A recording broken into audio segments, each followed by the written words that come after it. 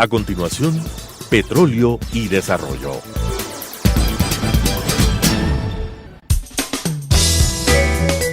Clasificación B, bajo supervisión de un adulto.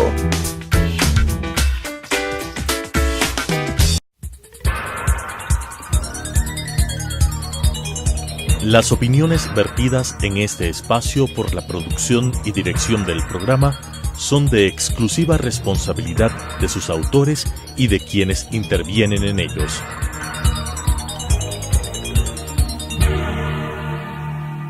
Telesucesos Canal 29 UHF presenta Petróleo y Desarrollo, conducido por Henry Llanes y Fernando Mosquera, especialistas en temas hidrocarburíferos y en los ámbitos de la política, la legislación, la contratación y la política económica. Petróleo y Desarrollo. Saludos cordiales, amigas y amigos. Estamos en un nuevo programa de Petróleo y Desarrollo. Y en esta vez vamos a abordar un tema específico, lo que tiene que ver con la proforma presupuestaria del año 2019 y la obligación del Estado, de acuerdo a la ley de la Seguridad Social, de aportar al IES respecto de las prestaciones que realiza el IES o los hospitales del IES en beneficio de personas que no son afiliadas al Seguro Social obligatorio. Pero antes de entrar en la materia, porque la materia que vamos a explicar hoy es muy importante, de enorme interés social, pero no quisiera dejar pasar esta preocupación de las últimas horas en las que está inmerso el país. Me voy a referir a las denuncias respecto a la señora vicepresidenta de la República, o denuncias planteadas por una persona que ha trabajado con ella, que ha sido su asesor en el despacho de la Asamblea Nacional cuando era ella asambleísta y que ahora pues es la vicepresidenta de la República, pero el ex asesor que trabajó con ella o que ha trabajado con ella cuando ella desempeñó la función de asambleísta, las denuncias formuladas por este señor y que fueron difundidas por los medios de comunicación en forma amplia, son muy delicadas, ¿no? Y ahí solamente quiero puntualizar lo siguiente. Yo he sido afiliado a la organización política y como afiliado a una organización política he dado mis aportes y esos aportes han sido entregados directamente a la tesorería de la organización política. Sí, me refiero al caso de Izquierda Democrática. Y entonces nosotros lo que hacíamos era aportar a la tesorería, y la tesorería entregaba un recibo de ese aporte, entregaba un comprobante, un recibo, un respaldo. Si la señora vicepresidenta de la República dice que se ha dado esos aportes, bueno, que enseñe los respaldos que ha entregado la tesorería de esa organización política, porque así es. Uno se entrega el aporte, voluntario por cierto, pero a su vez la tesorería le entrega un recibo, le entrega una constancia de que recibió ese aporte. Eso tiene que haber. Y yo simplemente lo que quiero referirme son a dos cosas sobre este hecho. En la explicación que da la señora vicepresidenta de la República, da a entender de que su ex asesor era afiliado a la organización política y que por lo tanto los militantes tenían la obligación de hacer ese aporte. Sí, en verdad es, pero a la tesorería de la organización política, no a ella, no a su cuenta personal. Y lo otro, lo que quiero dar a entender es de que siendo un afiliado, esta persona tiene esa obligación y tiene que estar acatando o tuvo que acatar lo que dispone el estatuto de la organización política, de la organización bolivariana, ¿ya?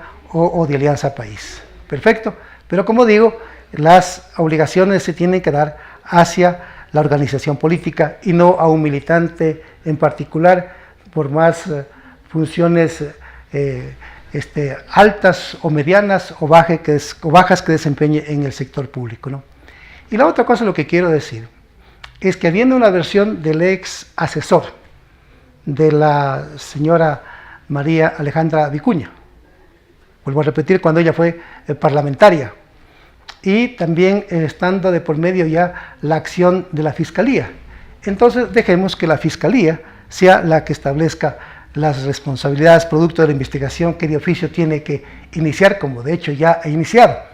Entonces, el asunto se le pone complicado para el señor presidente de la República, porque si una persona hace notarizar un documento y lo hace público, es porque tiene sus respaldos, porque ninguna persona, estando en sus cabales, puede hacer eso. No lo puede hacer, no lo va a hacer. Solo lo puede hacer cuando tenga, por supuesto, pruebas que respalden este tipo de accionar. El asunto es complicado para el señor presidente Moreno.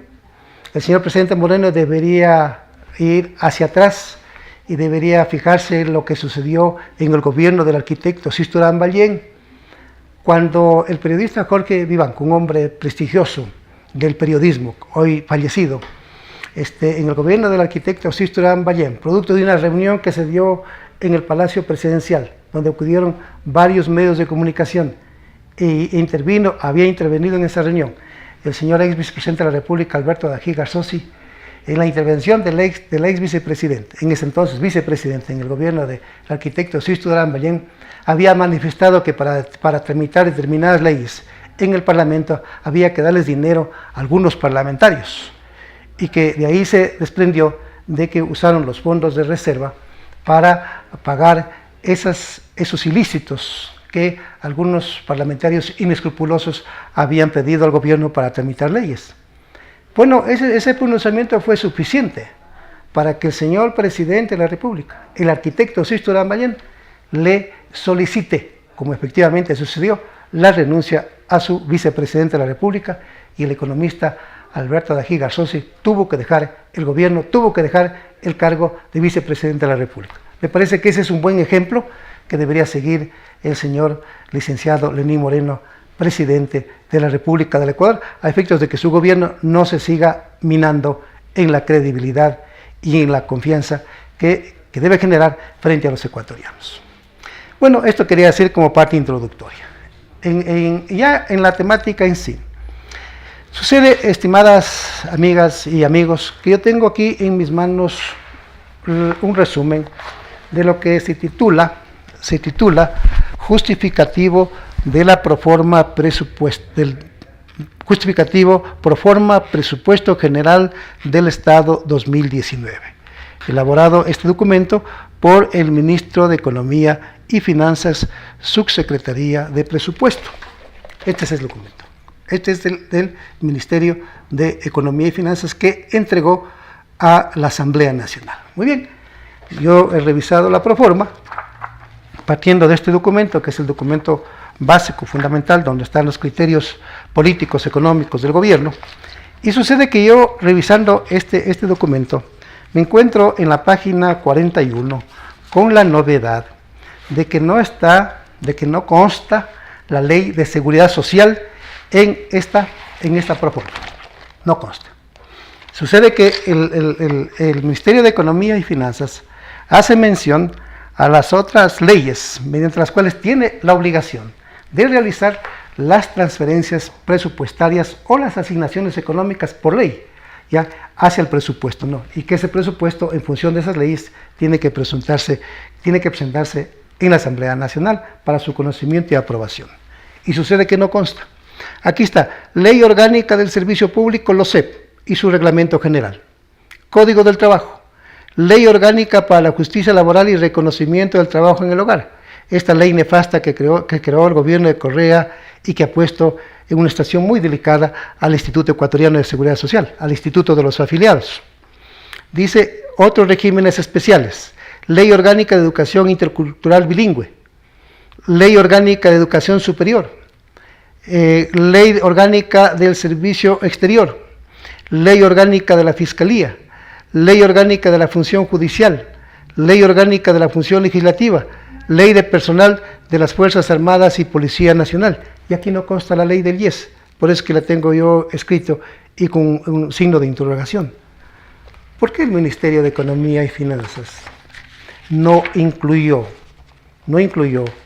aquí en la página 41, la ley de la seguridad social, si el Estado tiene enormes obligaciones que cumplir con el IES, con las personas que no son afiliadas al Instituto Ecuatoriano de Seguridad Social, ¿ya? Entonces, siendo una enorme responsabilidad por las implicaciones económicas que esto significa, es muy lamentable que el señor ministro no haya incluido en la proforma del presupuesto, aquí en la página 41, a la ley de la seguridad social. Por lo tanto, yo lo que hemos hecho nosotros, el Frente Nacional de Jubilados del IES, el FRENJUVIES, ya con fecha Quito 27 de noviembre del 2018, oficio 072 FRENJUVIES 2018, hemos enviado una comunicación a la economista Elizabeth Cabezas Guerrero, presidenta de la Asamblea Nacional de la República del Ecuador presente, de nuestra consideración. ¿Qué le decimos a la señora presidenta de la Asamblea Nacional? Asunto: incumplimiento de la ley del IES en la proforma presupuestaria para el año 2019. En el ámbito de la gestión pública, la Constitución de la República dispone que la administración pública constituye un servicio a la colectividad, la misma que se rige por los principios de eficacia, eficiencia, calidad, planificación, transparencia y evaluación, artículo 227 de la Carta Magna. Por lo tanto, sobre la base de estos principios, los funcionarios públicos deben cumplir sus obligaciones observando minuciosamente lo que disponen la Constitución de la República, la ley y sus reglamentos. En este mismo contexto, la Carta Magna estipula que ningún servidor público estará exento de responsabilidades por los actos realizados en el ejercicio de sus funciones o por sus omisiones, y serán responsables administrativa, civil y penalmente por el manejo y administración de fondos, bienes o recursos públicos. Artículo 233 de la Constitución de la República. En materia de prestaciones de la seguridad social, pongan atención, es un tema ya específico, concreto. La Constitución de la República dispone que los recursos del Estado destinados para el seguro universal obligatorio constarán cada año en el presupuesto general del Estado y serán transferidos de forma oportuna al seguro social obligatorio, artículo 371 de la Constitución. Luego tenemos unas disposiciones más en concreto. Obligaciones económicas que debe cumplir el Estado respecto a los recursos que debe entregar al IES, los cuales no constan en la proforma presupuestaria para el año 2019. Esto le estamos diciendo a la señora presidenta de la Asamblea Nacional. ¿Qué le decimos? De acuerdo a la Ley de Seguridad Social, el Estado tiene la obligación legal de cubrir el costo de las siguientes prestaciones. En la parte pertinente, en lo que corresponde al Seguro Social Campesino. Este seguro ofrece a sus afiliados y familiares prestaciones de salud, incluye maternidad y protegerá al jefe de familia contra las contingencias de vejez, muerte, invalidez y discapacidad. Esto dice la ley de la seguridad social en los artículos 3 y 5 de esta ley, que fue publicada en el año 2001. Nosotros la mencionamos para que quede claro el mensaje. Ese seguro se financia con el aporte solidario de los afiliados del Seguro Social Obligatorio. Es decir, hoy en día, por 3 millones de afiliados al Seguro Social Obligatorio, de empleadores y de los afiliados voluntarios o afiliados por cuenta propia, así como con los aportes de los seguros públicos y privados y la contribución obligatoria del Estado. Entonces, esto que está en los artículos 3 y 5 de la Ley del Seguro de la Seguridad Social, ese monto, ese presupuesto para atender al Seguro Social Campesino debió constar aquí en la proforma presupuestaria. Un segundo punto: atención médica a las personas que sufren discapacidades, pero que no son afiliadas al Seguro Social Obligatorio. El costo de esta prestación debe ser cubierta por el Estado, el artículo 7 de la Ley de Seguridad Social. Y esta obligación no consta en la proforma presupuestaria. ¿Quiénes financian ¿quiénes financian las enfermedades catastróficas? Los empleadores. Y nuevamente los afiliados al Seguro Social Obligatorio, de acuerdo a los datos actuales, 3 millones de afiliados al Seguro Social Obligatorio contribuyen para atención médica de las personas que sufren discapacidades con un porcentaje de su aporte mensual. Entonces, y también el Estado. Entonces, son los 3 sectores los que financiamos esta atención médica, ¿ya? Que se la descuenta de nuestro aporte mensual. Luego hay una tercera obligación para el Estado, atención médica a los jubilados. El costo de esta prestación debe ser cubierta por el Estado, artículo 10, literal D, de la Ley de Seguridad Social. Una cuarta obligación, atención médica a las jefas de hogar, incluido maternidad. El costo de esta prestación debe ser cubierta por el Estado, artículo 10, literal G, de la Ley de Seguridad Social, puesta en vigencia en el año 2001. Quinto, atención médica a las personas que sufren enfermedades catastróficas, ¿ya? Pero que no son afiliadas al IES. El costo de esta prestación debe ser cubierta por el Estado, por los afiliados del Seguro Social Obligatorio y empleadores. Artículo 103, literal F. Esto es enfermedades catastróficas. La que me refería anteriormente es la atención médica para las personas que sufren discapacidades.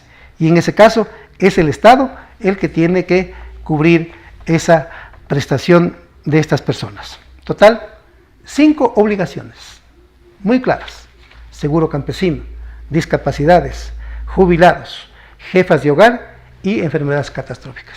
Estos son grandes montos que tiene que transferir el Estado y no están en la proforma.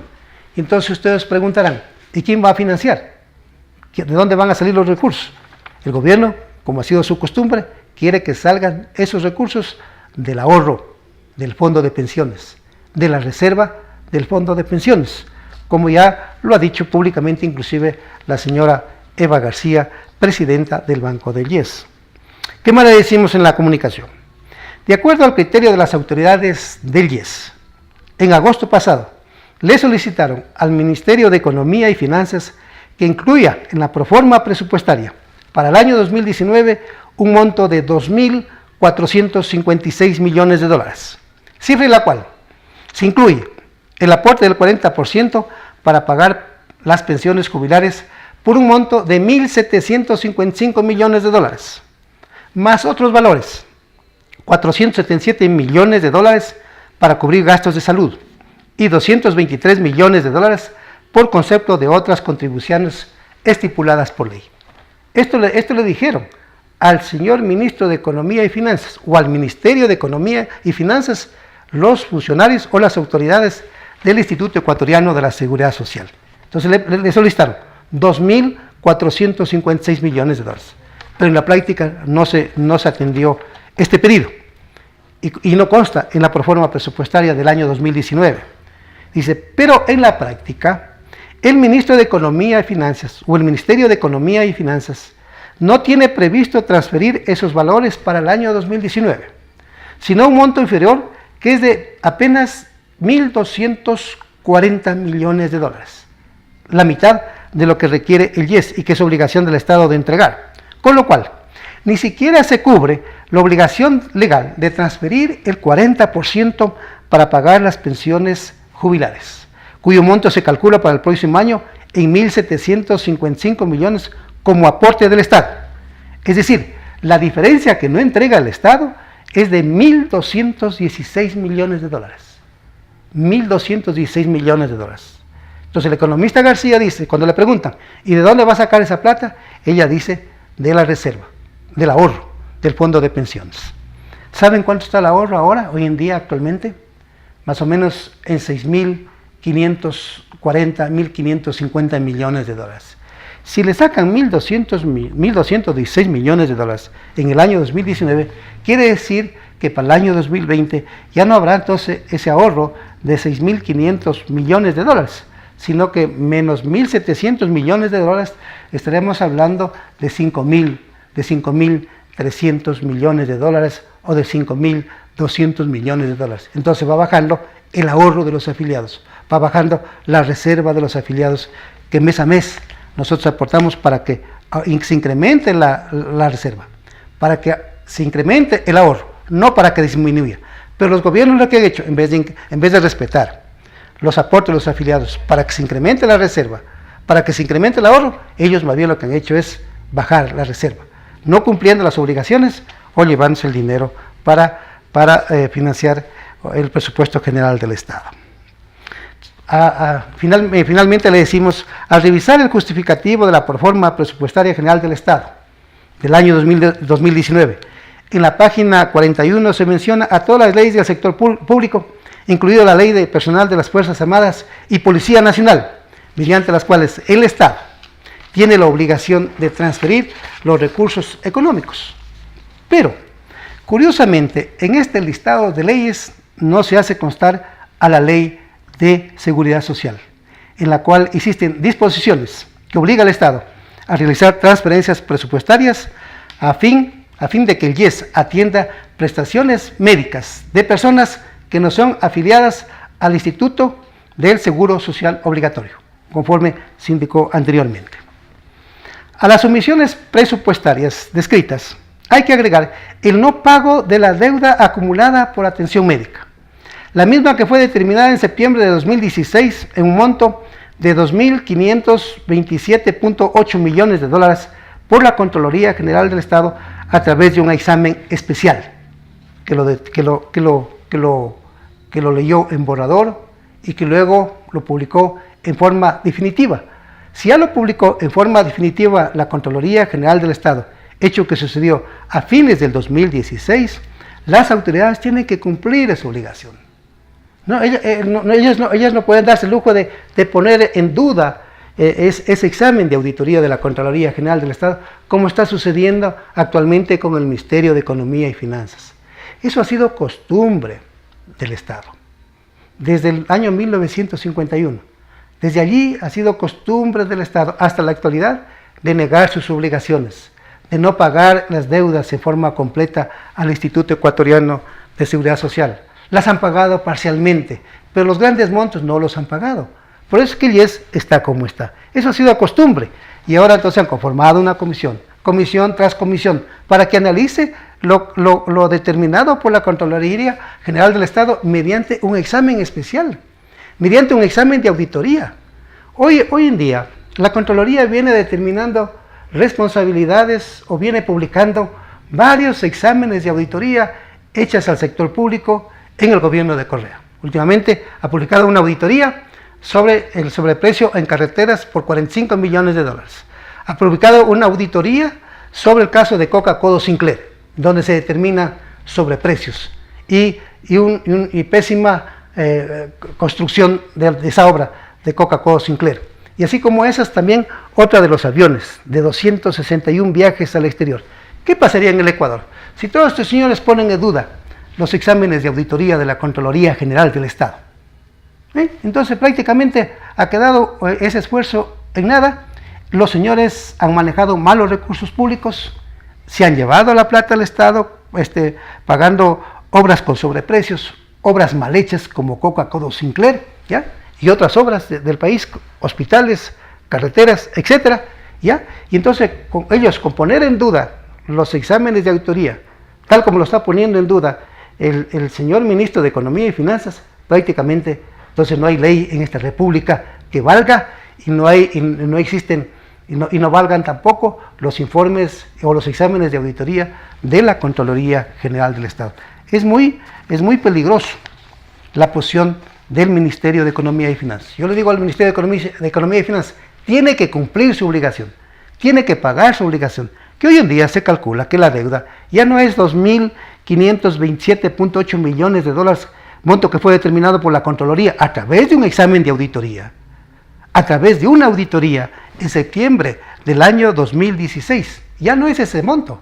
Como no ha pagado el Estado, hoy ese monto ya comprende una cifra mayor. Hoy estamos hablando aproximadamente de $3.200 millones.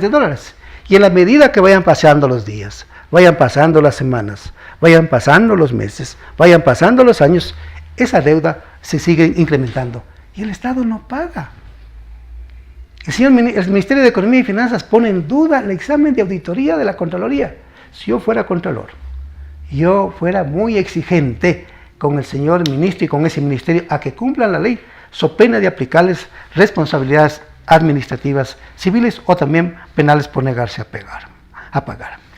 Luego le decimos a la señora presidenta, en el caso de la deuda de salud, debió determinarse un cronograma de pagos y no negarla, y no ponerla en duda, y no conformar comisiones tras comisiones, sino fijar un cronograma de pago. Sabemos que el Estado no tiene dinero, pero aquí tenemos que decirle, este dinero que estamos reclamando es dinero de los trabajadores, que pusieron los trabajadores ese dinero para que se dé una atención médica ofrecida por el Estado. De manera que los afiliados no le estamos pidiendo al Estado a que nos regale un centavo. No le estamos pidiendo que nos regale $1. Lo que le estamos pidiendo es que pague las deudas. Paga las deudas, que son miles de millones de dólares. Eso es lo que le estamos pidiendo al Estado. Y entonces le estamos diciendo, el señor ministro de Economía y Finanzas pone en duda el monto de la deuda determinado por la Contraloría General del Estado a través de un examen especial de auditoría. El mismo que no es un borrador, sino un examen definitivo. Esto es muy curioso y resulta hasta un mal ejemplo, de cuya posición pueden valerse otros sectores cuestionados por el organismo de control para poner en duda los resultados de un examen especial. Pero estos antecedentes no llaman la atención. Estos antecedentes que los exhibe el Estado, porque así ha actuado el Estado durante varias décadas, para, en unos casos, negar las deudas del IES y en otros para pagarlas parcialmente, ¿no? En conclusión, el Estado se acostumbró a vivir del IES, succionando los dineros del Seguro Social obligatorio y negándose a pagar las deudas, a lo cual hay que ponerle un límite, particular que ponemos en conocimiento para los fines consiguientes, con los sentimientos de consideración y estima a la señora presidenta y a los señores asambleístas. Firma el doctor Ida Montalvo como vicepresidente del FRENJUVIES, presidente encargado de la organización. Están firmando también la licenciada Ana Leila Ceballos, secretaria del FRENJUVIES, el CPA Hernán Herrera Zavala, tesorero del FRENJUVIES, el licenciado Rubén Suárez Luna, vocal del FRENJUVIES, el doctor Byron Troncoso Duque, vocal del FRENJUVIES, y quien habla, el licenciado Henry Llanes, asambleísta alterno, actualmente, ¿no?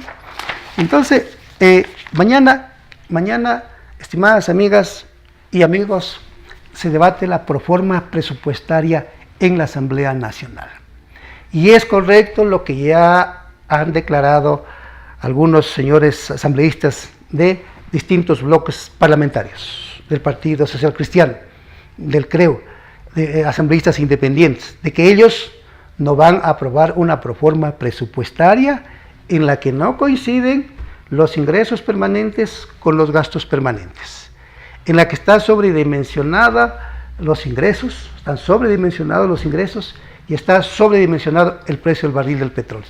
Esto les manifiesto, estimadas amigas y amigos, esto quiero que ustedes hagan un seguimiento, que estemos al tanto de lo que mañana debata la Asamblea Nacional. Estoy seguro que no va a aprobar una proforma en estas condiciones y ya veremos qué pasa en los próximos días. Les agradezco por su amable atención y una bonita semana. Las opiniones vertidas en este espacio por la producción y dirección del programa son de exclusiva responsabilidad de sus autores y de quienes intervienen en ellos.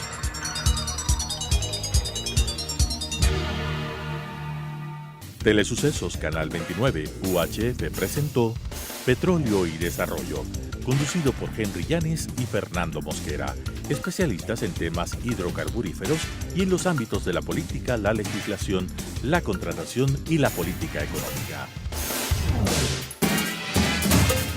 Petróleo y Desarrollo.